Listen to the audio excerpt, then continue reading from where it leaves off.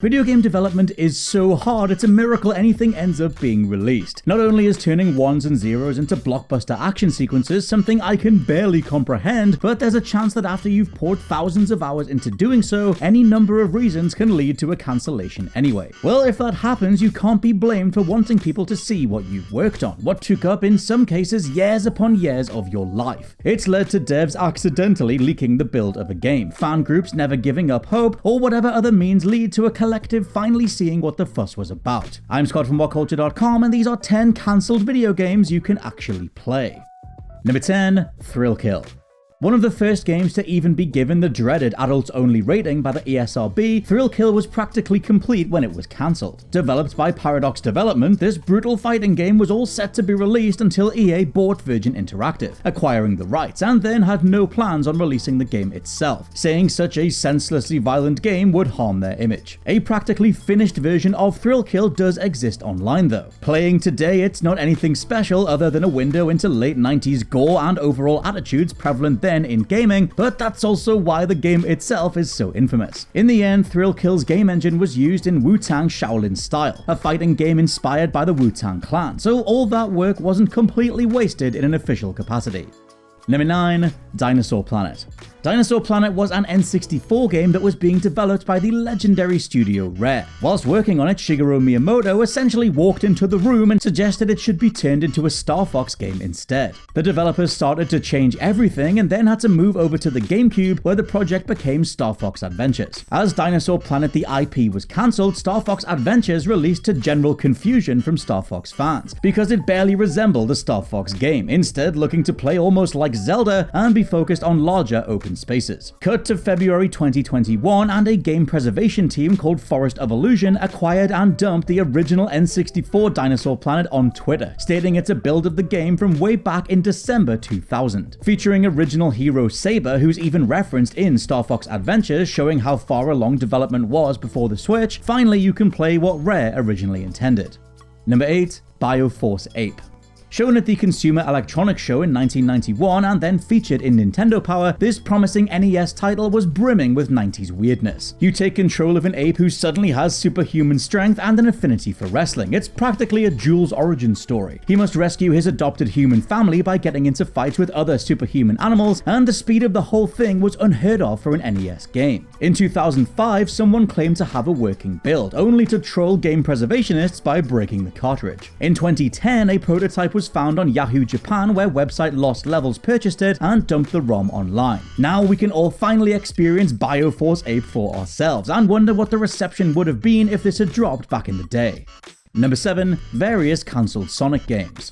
Okay, so a deep breath for the amount of stuff Sega says no to when the likes of Sonic Boom still makes it out the door. First, Sonic Extreme, meant to be Sonic's true leap to 3D. Development didn't go well and the project was cancelled, but thankfully an unfinished version of the game can be found online. Sonic the Hedgehog 3 and Sonic & Knuckles led to an in-development bundle of the pair called Sonic the Hedgehog 3 Limited Edition, another that's freely available now. Educational titles Sonic EduSoft also had you solving maths problems and completing mathematical minigames, and that's also finally available online.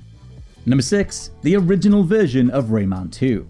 The beloved Rayman 2 is easily one of the best platformers ever made. The thing is, the game that we ended up getting isn't even the first version of Rayman 2, as it was originally built in 2D. So what happened? Did a rogue developer sneak behind Ubisoft's back to give us a ROM of the game? Well, no, but a level from the unfinished game was added as an unlockable in the PlayStation version of Rayman 2. The level gives us a lot of insight into what the full game would have been, involving 2 layers in which Rayman can switch between by flushing himself down a shower drain, a metal T-Rex, and a cool-looking cannon that shoots sticky balls. This level of inventiveness is what would go on to make Rayman Origins and Legends so damn incredible. Collect 90% of the LUMs in Rayman 2 for the original PlayStation and you can play it yourself. Number 5, PT/Silent Hills. A collaboration between Hideo Kojima and legendary filmmaker Guillermo del Toro, Silent Hills could have ended up being one of the scariest games ever made if it was released. Unfortunately, after a conflict between publisher Konami and Hideo Kojima, the game was cancelled in 2015. Today, and entirely because it started as a teaser mysteriously revealed during a live event, the demo of PT alone gave millions of us memories for life, becoming something that we just can't stop talking about. Annoyingly, though, it worked before launch, and we have some of the rarest footage on the internet showing it working on a PlayStation 5 on this channel, PT was removed from the PlayStation Store. To play, you'll either need the original file already downloaded or buy one of a handful of older PlayStation 4s that still have a copy of the game sitting on their hard drives. Number 4. Resident Evil 1.5. When developing Resident Evil 2, a version named Resident Evil 1.5 by fans was completely scrapped. That doesn't mean you can't play that version though. In 2013, the code for an unfinished build of Resi 1.5 called the 40% build, as it was only 40% complete, was found after 15 years of searching by dedicated fans. After the death of an American Capcom employee who owned the unfinished build, the game was put up for sale, where it was picked up by someone who went by the name The Curator. The Curator offered to sell the demo for $10,000 to a man who called himself Alzair. Alzair apparently couldn't afford it. After a while, they settled on a price of $8,000 instead, and eventually a modified version of the game was released to the public, after some debate as to whether or not it should be modified at all. All of this is a simplified version of the entire story, as a book was published called The Hunt for Resident Evil 1.5. Just saying, Netflix, you guys should really get on this. Number 3. WARCRAFT Adventures: Lord of the Clans.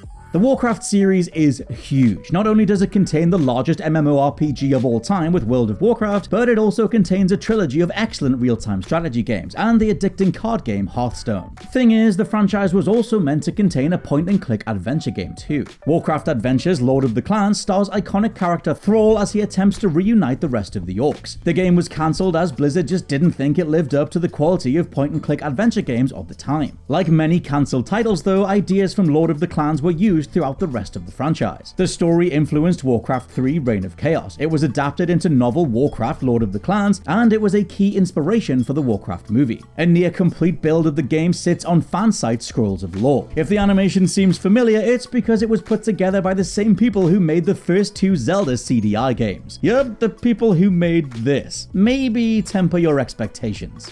Number 2. Saints Row Undercover.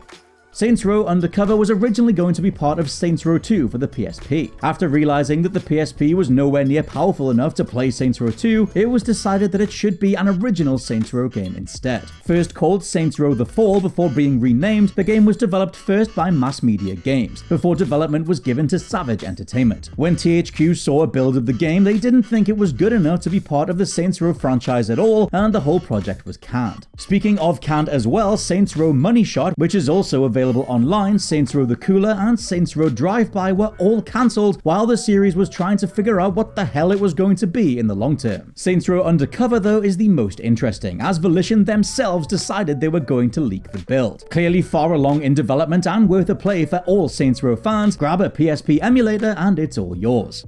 And number 1, GoldenEye 007 Remaster. Okay, there's a chance I talk about this and the official version is actually out. Achievement lists for a GoldenEye remaster leaked in January 2022, and it just makes sense as something Xbox should do, given they could throw it on Game Pass and make tens of millions of us very happy. Also, that menu theme, it goes. Anyway, if you don't know, an updated version of the original GoldenEye 007 was in works over at Rare in 2008, aiming to have updated controls and mechanics. It was also given a few more multiplayer maps and penciled in for an Xbox Live Arcade release, and then nothing. Apparently the reason was licensing issues. Since Nintendo published the original, Microsoft owned Rare, and Eon owned the James Bond license, somehow things were totally in motion until they very much weren't. Luckily, the about to release before the end version of GoldenEye dropped online in February 2021. Whilst you do need to be comfortable with emulation and downloading games you're not supposed to play, this is a phenomenal version of an already iconic release. And those are just 10 cancelled video games you can play right now. Let me know your favorites down in the comments below, and maybe together we can manifest the GoldenEye remaster. For now, I've been Scott from WhatCulture.com, and I'll catch you soon.